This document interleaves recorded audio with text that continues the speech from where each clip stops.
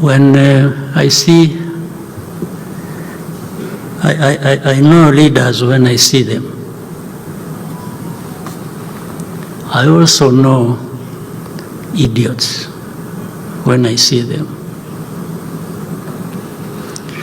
You can imagine the combination of both of them, the disaster it is. If you are a leader and an idiot, it's a disaster, absolute disaster. It is even worse, even more dangerous, if the very people who hold the power in their hands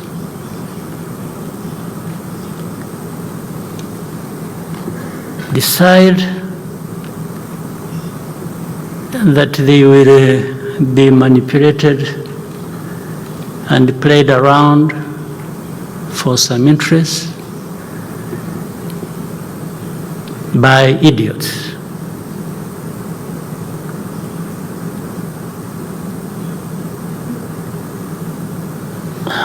Really, you know, it is. I have had interactions with many of our leaders on the continent. And among other things we talk about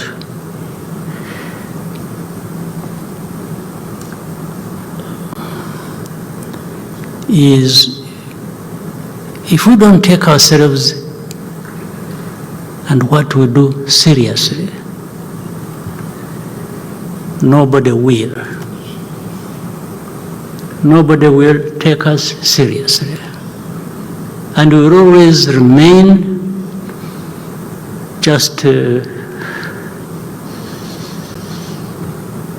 neither here nor there, and people doing with us whatever they want without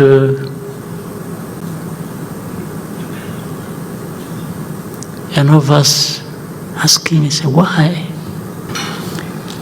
Excellencies, ambassadors, high commissioners, representatives of international organizations, members of the Consular Corps, senior government leaders, distinguished ladies and gentlemen. It has been some time since we last met, and it is a pleasure to connect today. We are delighted that Rwanda's diplomatic community, as well as our own presence abroad, has grown. This reflects Rwanda's vision and intention to open our doors to the world for collaboration, innovation, and mutual growth. The year 2024 was meaningful for Rwandans. We marked the dual anniversaries of Kwibuka 30 and Kwibohora 30, followed by national elections. So it was a very busy year for us, but productive as well. Over the last 3 decades, you have been with us every step of the way. And we see you as stakeholders, as partners, in our transformation journey. This is why moments like this, when we get to interact, are valuable, and we want to always express our gratitude first and foremost to you all for we have benefited from this collaboration, which has also brought a lot of support to us, to Rwanda, for us to be able to continue making progress on this transformation journey we have undertaken in the last 30 years. For the North, we have had very good collaboration, support, and good results originating from that. From the South, we have had extremely beneficial, helpful relationship with our brothers and sisters on our continent. It has been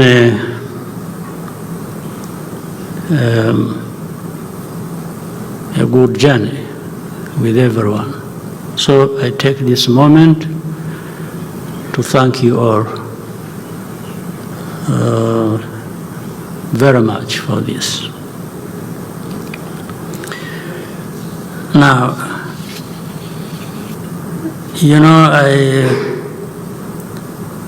earlier I was telling our people when the minister and the representative of the diplomatic corps were taking turns to speak, I asked that mine comes much later for a reason. Because first of all, I want to take time with you,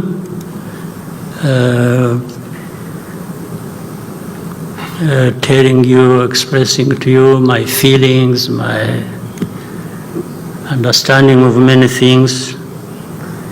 This is an opportunity I can't miss.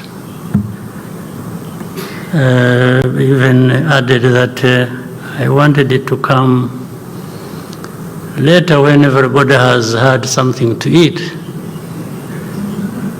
just in case some of the things I would be saying may not go well with your appetite. But you will bear with me in any case. That's part of the lives some of us have to live.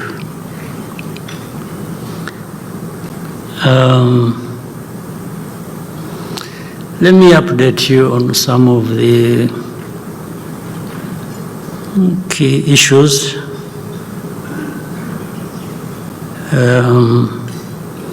Regarding peace and security and politics and governance and in our region.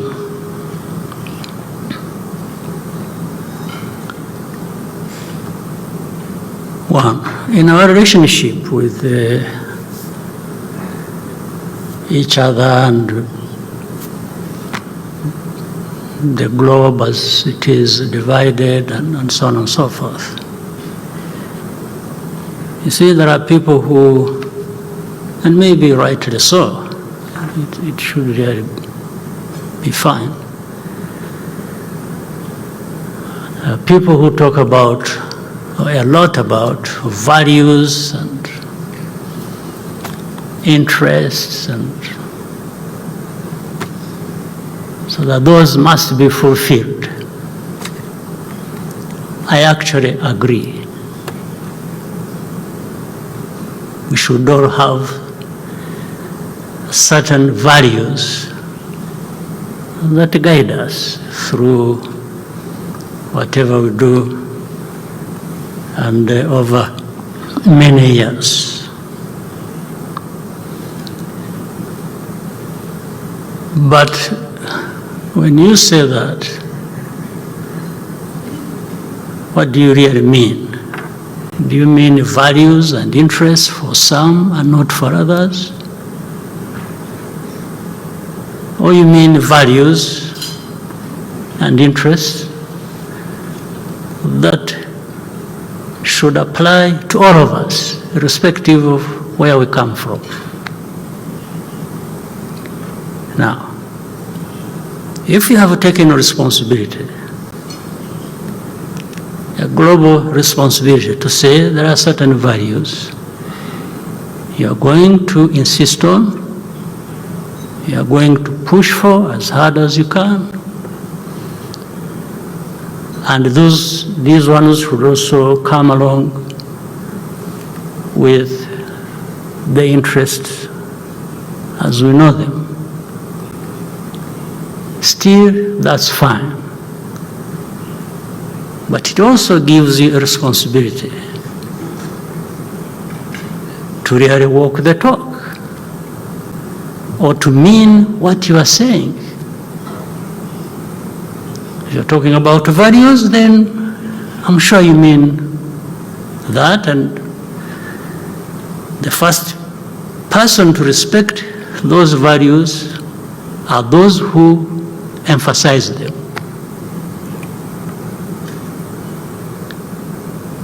But as we see things happening across the world, and I will not talk so much about other parts of the world, I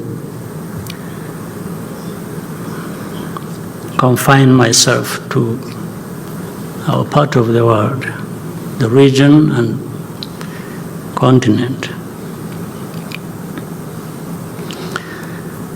Then I'll also raise another question. Is there a moment where the values, where the interests people talk about become incompatible with the truth, with the facts, or with evidence? I don't think they need be incompatible. It's actually possible to drive hard for values that you believe in, even mind so much your interests, but at the same time those could very easily be served by truth, evidence, facts, as you interact with other people and other parts of the world.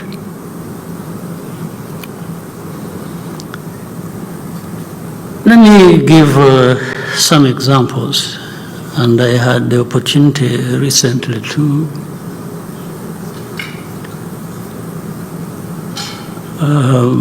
address journalists, and they were bringing up questions that are important. On my mind, there is this problem we have in our region. There are many problems across the continent, but let me talk about our region.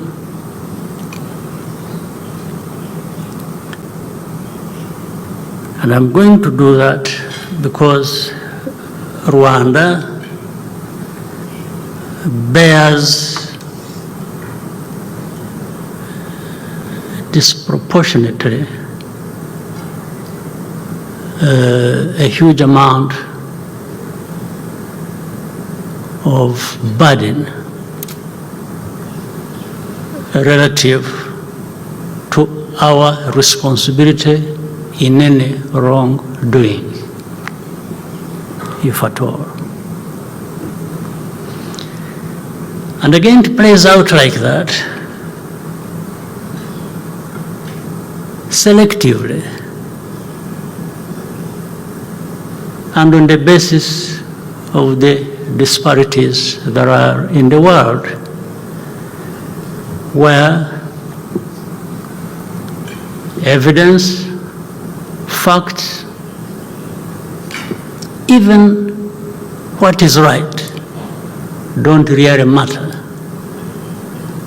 What matters is what somebody else must say, irrespective of whether what they are saying takes into consideration facts, evidence, or truth.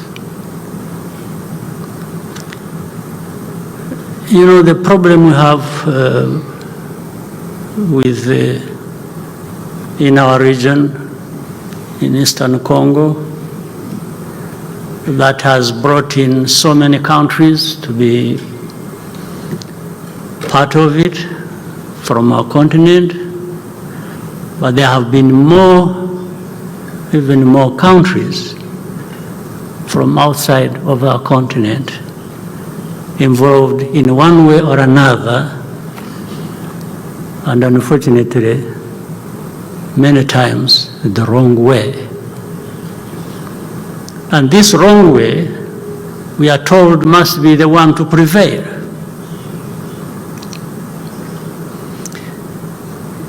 Now, let me start with saying, if you want to really address a problem, there is no better way of doing that than bothering to look at and addressing the root cause of that problem. It doesn't matter how powerful you are. You just stick to the basics of facts, of evidence, of reality. You just don't come in because you're powerful and,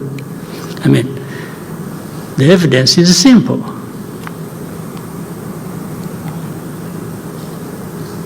We have heard the UN, the peacekeepers under the UN in that country for close to 3 decades. The continued presence for 3 decades, when they went there to address problems, means there are still problems to address, or that actually the first problems to address were not addressed. Otherwise, why would you stay in a place purportedly to address a problem, and you are there for close to 30 years? Normally you would come in, maybe it takes you 5 years, maybe it takes you 10, and you would exit because you would have addressed the problem that brought you. So what are the returns for that investment of such a big force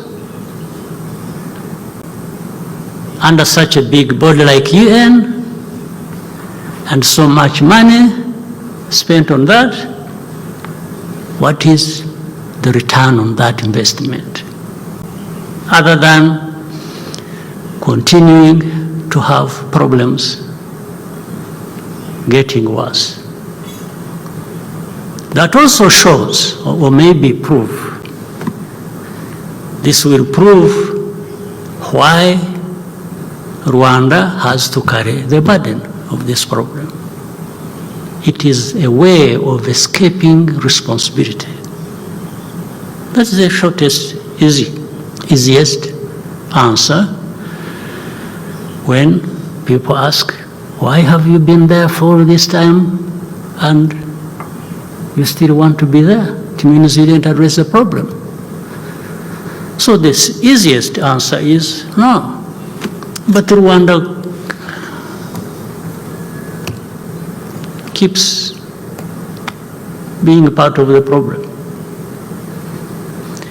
Well, what that means, maybe you should get rid of Rwanda, to find a way of removing it from the map of,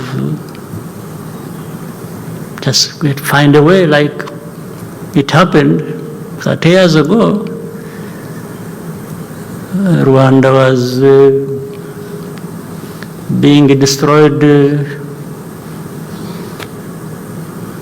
to the point we should not be existing anymore. And again, associated with that, the very people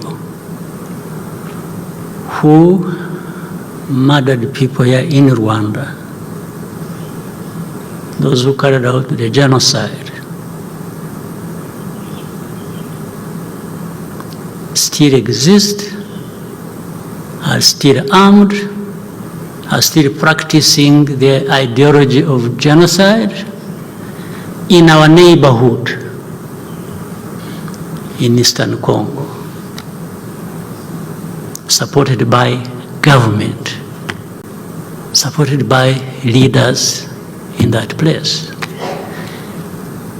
on the watch of this international community that talks about values, that talks about interests, that deployed this UN force into Congo to actually eradicate,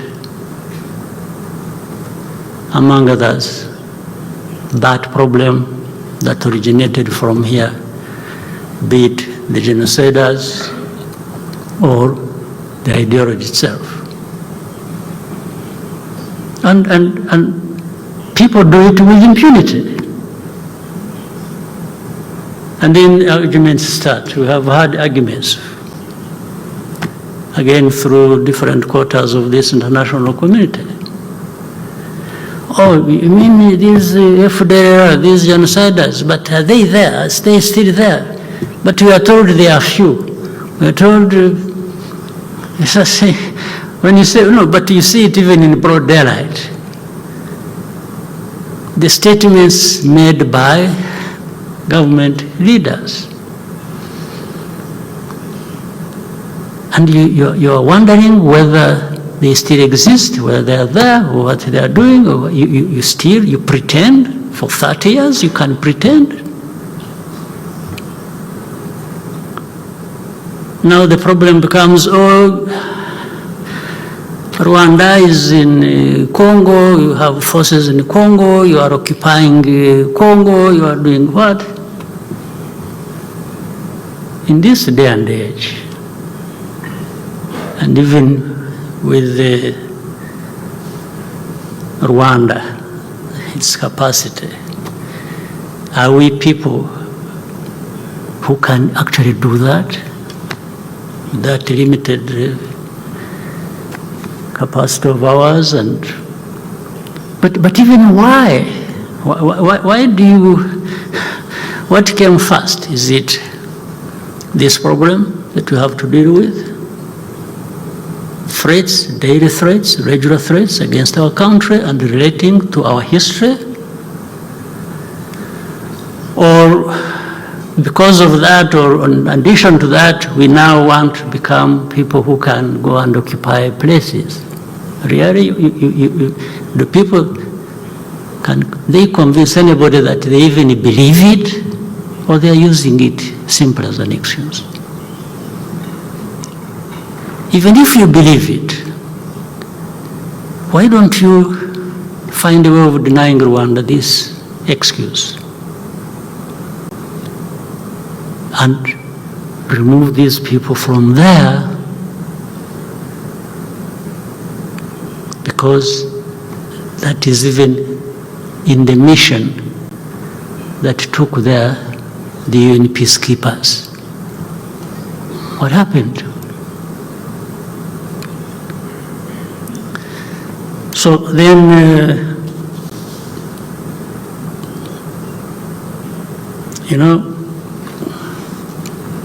talking about ourselves, I live many others out of this continent outside of it. When I see, I know leaders when I see them. I also know idiots when I see them. You can imagine the combination of both of them, the disaster it is. If you are a leader and an idiot, it's a disaster, absolute disaster. It is even worse, even more dangerous, if the very people who hold the power in their hands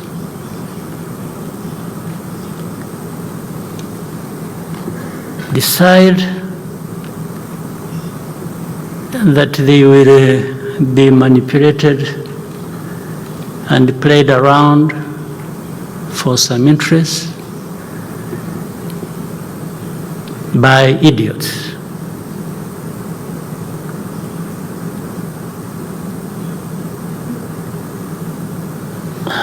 Really, it is.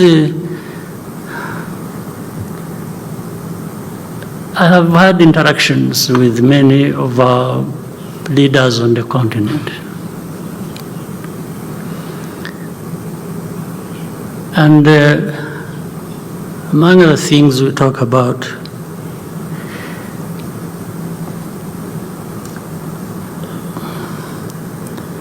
is if we don't take ourselves and what we do seriously, nobody will. Nobody will take us seriously. And we will always remain just neither here nor there, and people doing with us whatever they want without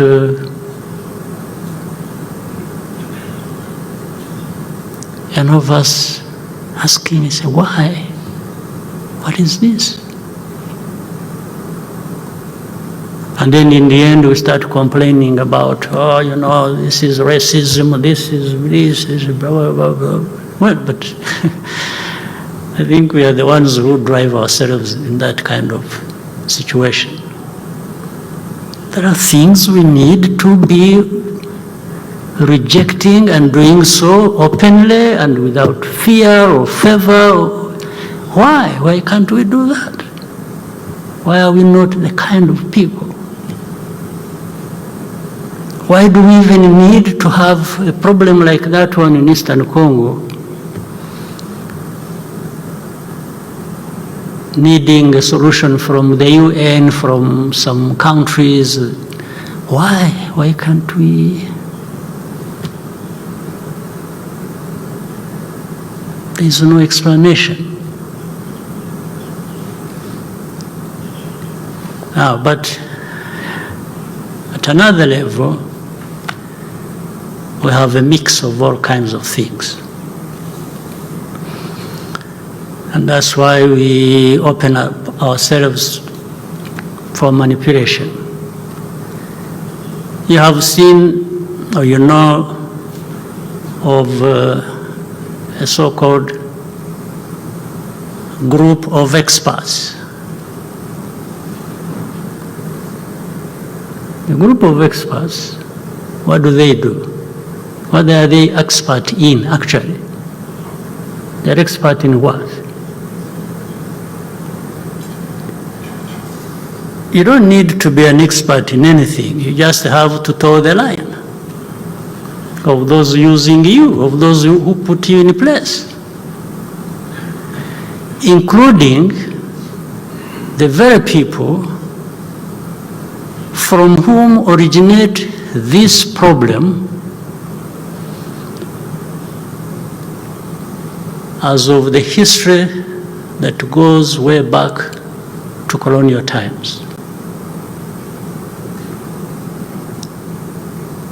The colonial times that divided our people here in Rwanda, in our region and elsewhere. So they come, they are the experts to explain the problem. The problem is not that, do you know why these Kinyarwanda speaking people are in Eastern Congo? By the way, we have the same situation, let's say with Uganda. The southwestern part of Uganda has a whole district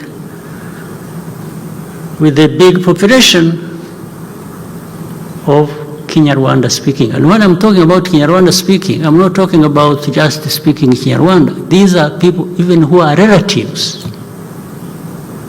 There are people in this country, as we speak, who have their uncles, their grandfathers, who live across on the other side of the border, and others who live here in Rwanda. Like, for example, in Uganda, there has never been a problem to do with that district. It has never caused a problem between Uganda and Rwanda. No, they are taken as Ugandans. And we accept that. We're not claiming anything. Why is it not the same with Eastern Congo? They are simply Congolese who hail from Rwanda as of history, or whatever other ways they happen to have gone there. It's a fact. So, but if you are going to have an expert who is associated in a wrong way with this history, to come and say the problem is something else, not what it is exactly, don't you have a problem? So are you going to be able to address the root cause of this problem when your first thing is to distort the facts and evidence? So that's why it is easy to blame Rwanda for it. We didn't draw borders.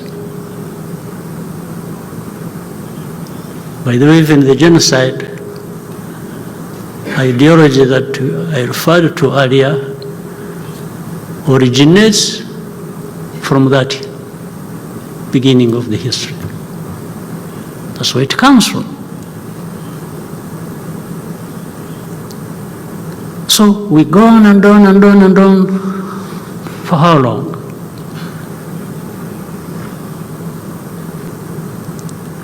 So if you think Rwanda is in Eastern Congo causing problems,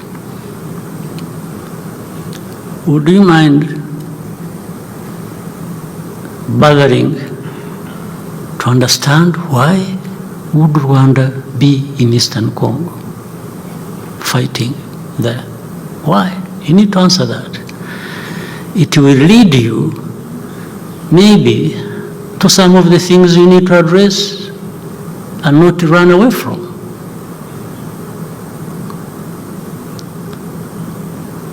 But to simply keep making statements, threatening, doing all kinds of things, let me tell you, we have been there. We have paid our highest price ever in our lives, this genocide. I don't think we can be made to suffer in all kinds of ways. We can do, but we will never, never, never go back to paying that similar price we paid 30 years ago. It doesn't matter how powerful anybody is.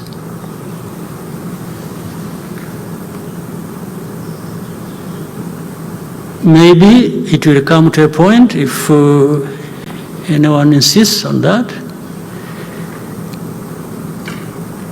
then that is maybe one way of wiping Rwanda off the map, because we will not yield an inch. Never.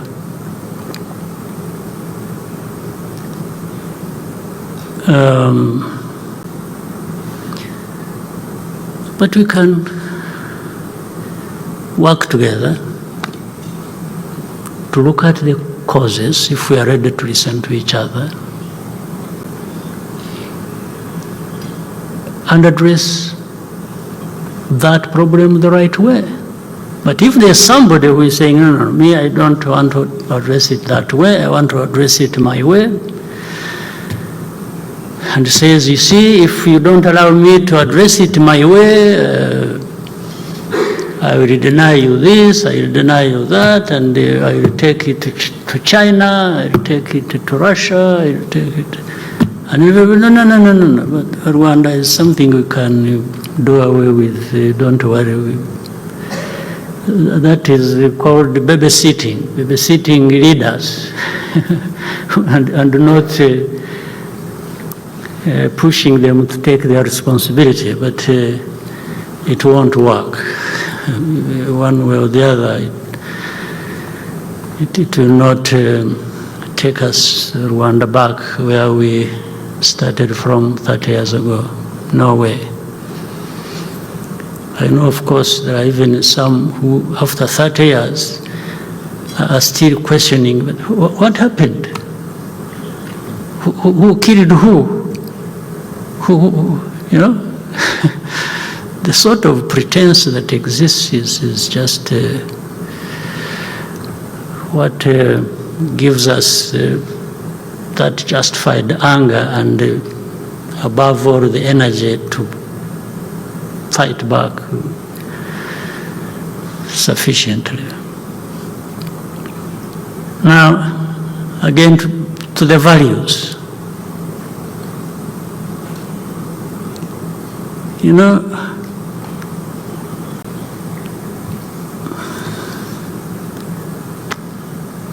I keep telling people, they come, you say, you see everything, yeah, we understand you, we see everything is okay, but you see, we are failing to explain why Rwandan forces are said to be in Congo.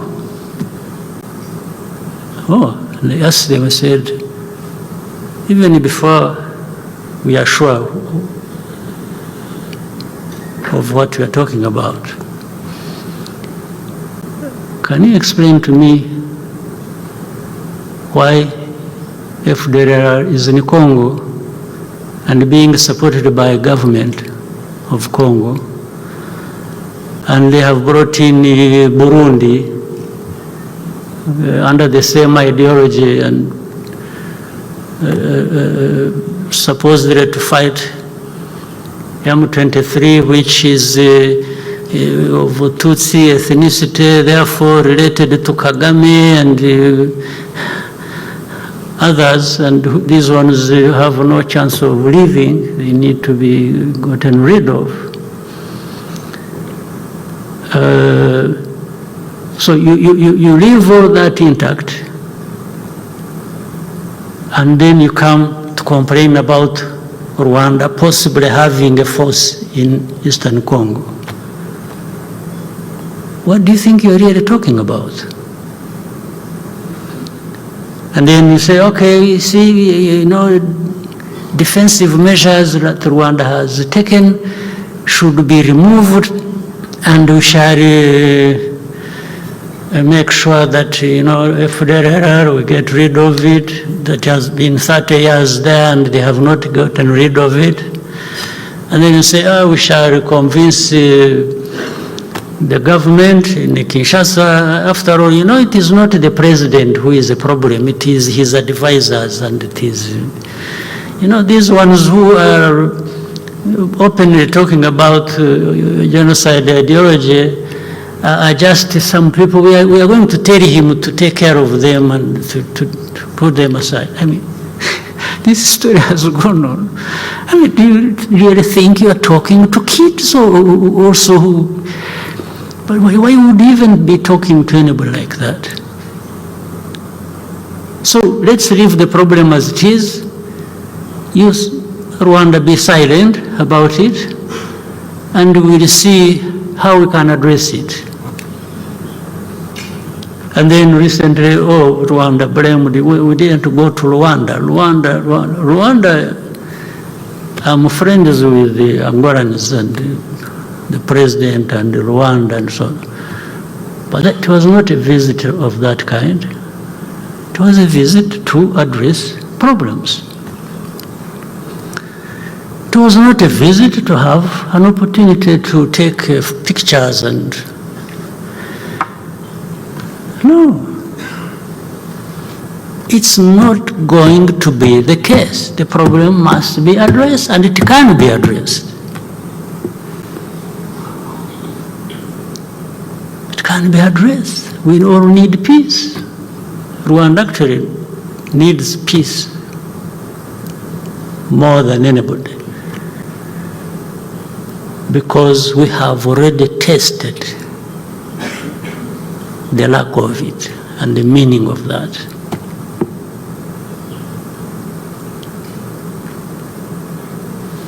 And then to see the double standards and the hypocrisy that add up to really nothing. You know, we talked earlier about elections we had here and so on and so forth. And so people tell us they want democracy everywhere. They encourage elections. The person who is causing problems in this situation I'm talking about between Rwanda and DRC has never, twice, been elected. And you know it. You know it. But this is why I was saying it doesn't matter evidence, it doesn't matter facts, it doesn't matter the claim. It's just what you think applies to you for that moment, for your benefit. The rest doesn't matter. This man Tshisekedi was never elected first.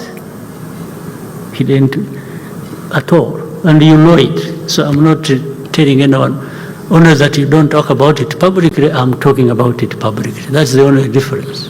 You know it. The second time, nothing happened, and you know it. So, what values are you telling us that you beat up some people for, and then others you don't know what to do? So you think I realize that and really respect you for it, or even listen to what you tell me that doesn't add up to anything?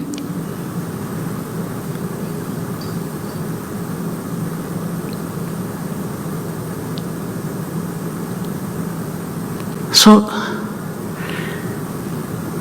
I know I'm talking to innocent people here, all of us, because some of you even representing the countries that cause us so much trouble. I'm sure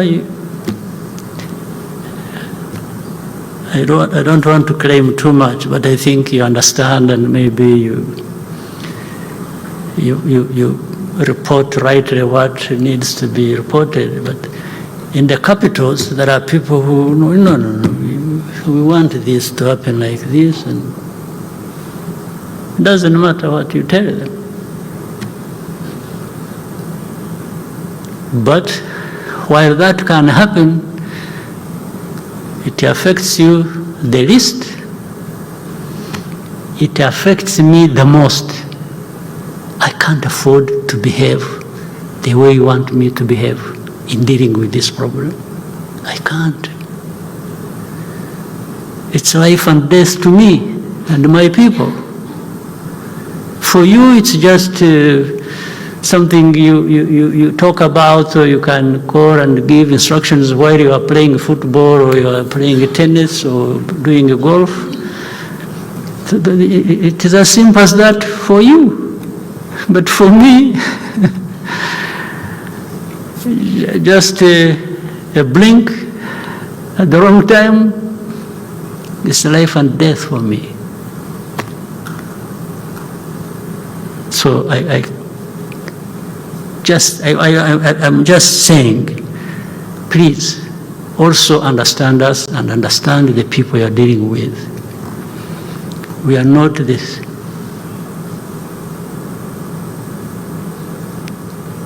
same old idiots you dealt with 50 years ago. We are not. Not at all. Not anywhere near to that.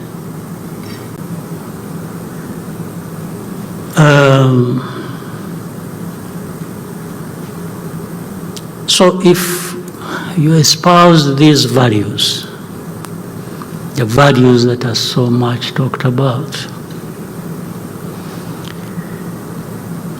I want again to say there is no incompatibility in espousing these values that you talk about, and I agree with.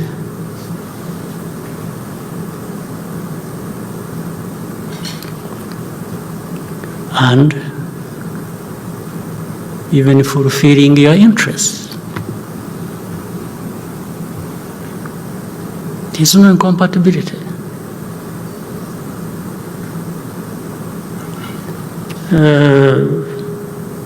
So, abiding by these values also must cost you something.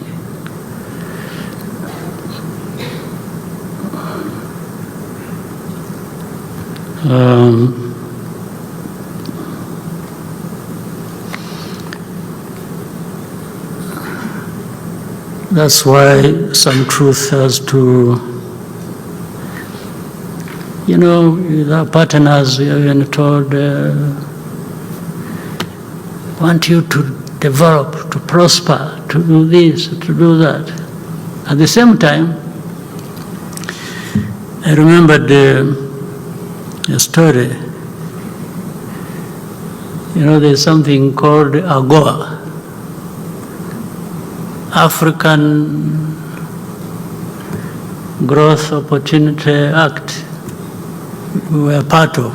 It's a wonderful thing. Really well thought out. But little did we know it was to serve some of us more than others. And what I mean is this. Rwanda, we made a mistake, a happy mistake. We made a mistake of saying, you know what, we have found some way of growing our textile industry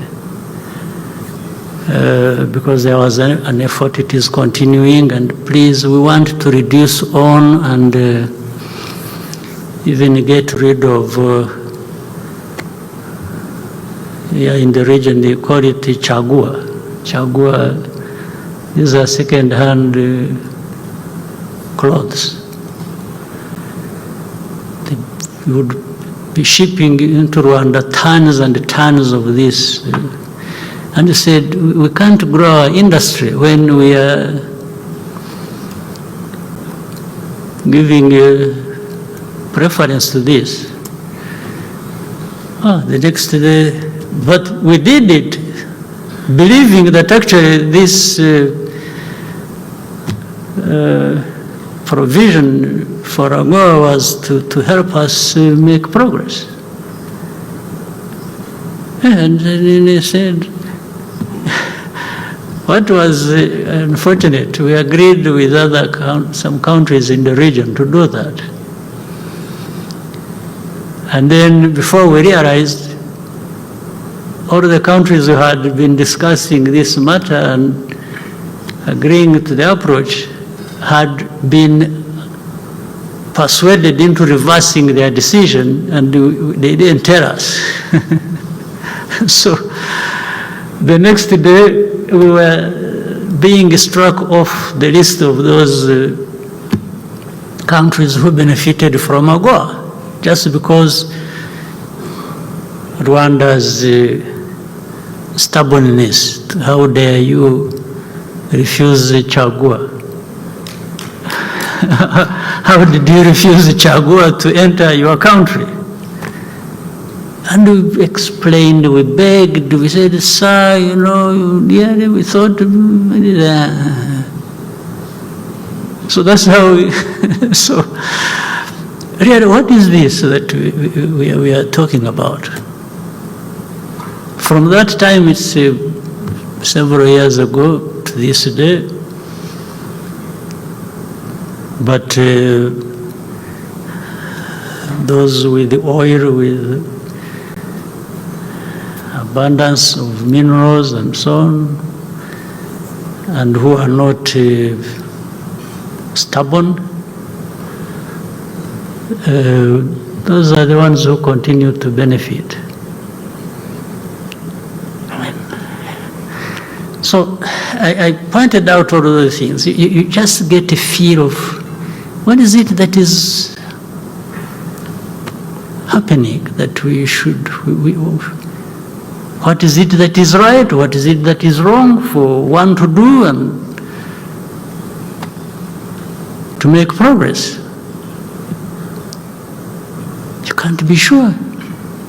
And meaning you can't be yourself, you can't decide for yourself, you have to wait until somebody says, I want you to do this, you should be doing this, including telling you that you should be making yourself open to some vulnerabilities,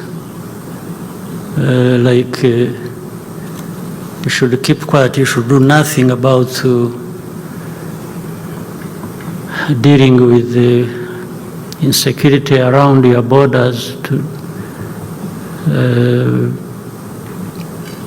Well, but insecurity around my borders affects me. It doesn't affect you, it affects me. You're not even ready to help me to actually be able to deal with my situation. Now they start, oh, no, you see, Rwanda, they started striking us off some lists of beneficiaries for that. They even say, we have, but when they found out it was not the case, when they said, you know, child, something to do with the child soldiers. You know, I convened a meeting and I called the commander and said, do you have children in our army? He said, I've never known this. They said, no, sir, there is no truth in that. But what you are being accused of is that the country is being associated with child soldiers, or an entity that has child soldiers in another country. I said, oh, at least on that one, even if it is wrong thing by somebody against me, and there's nothing I can do about it, I just relax and keep quiet. So we kept quiet. There are things we can't, we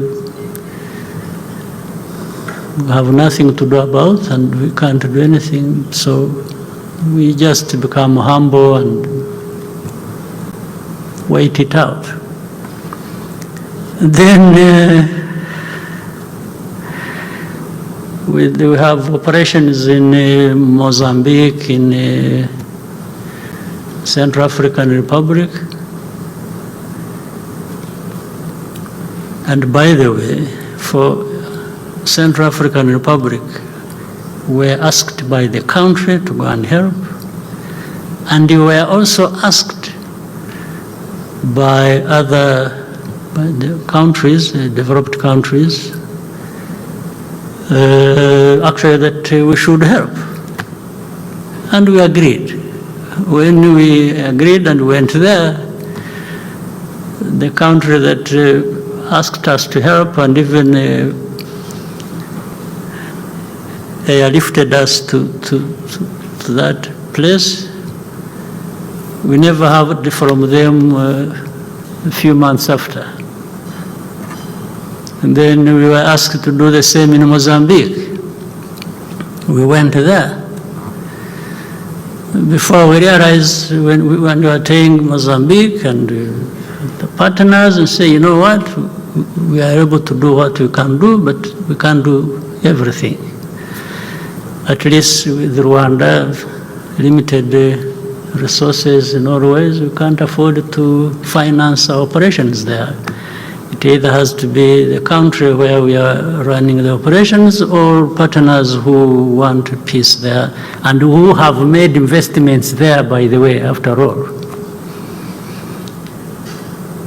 And we were left on our own.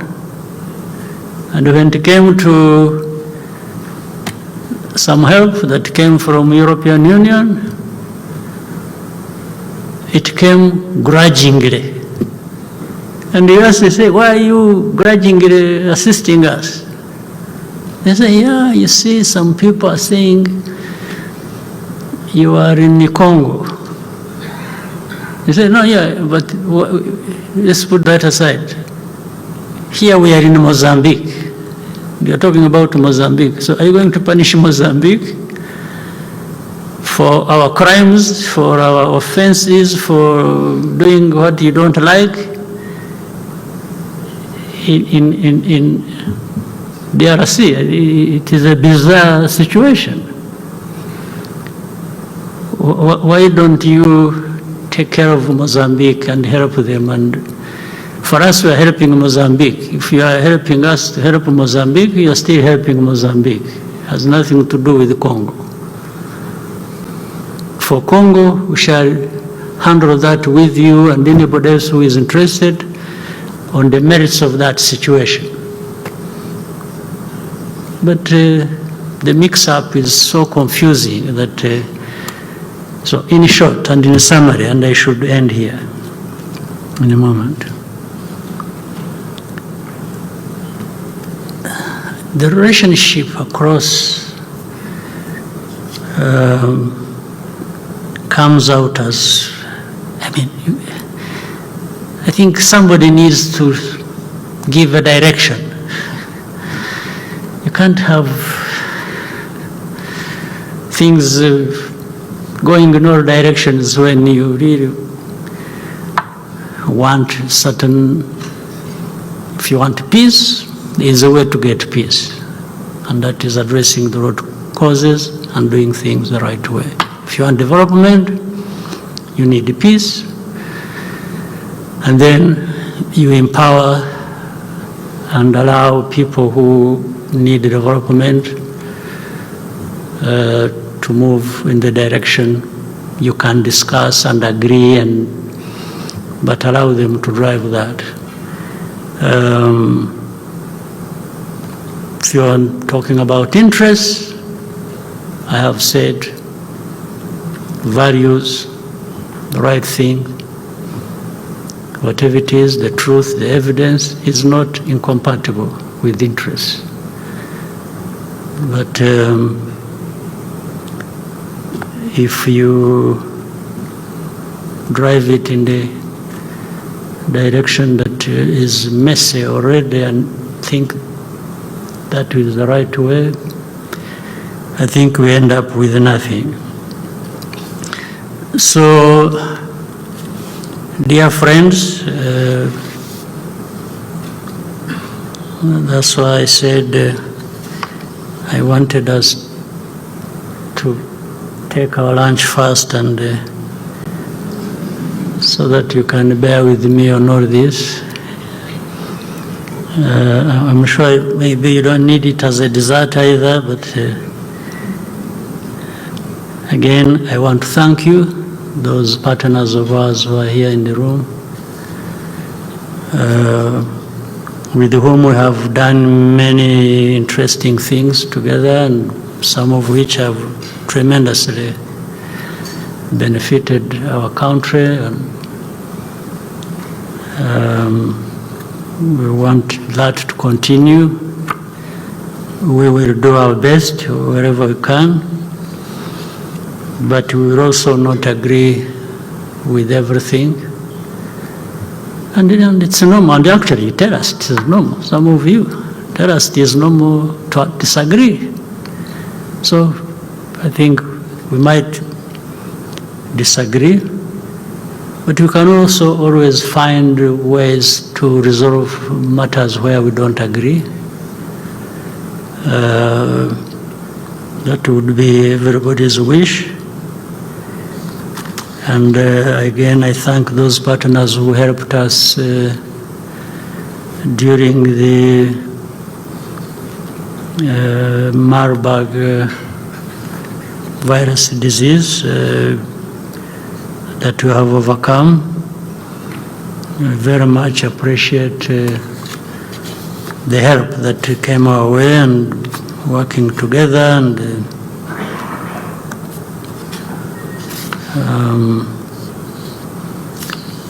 so I wish you once again, I have done that before,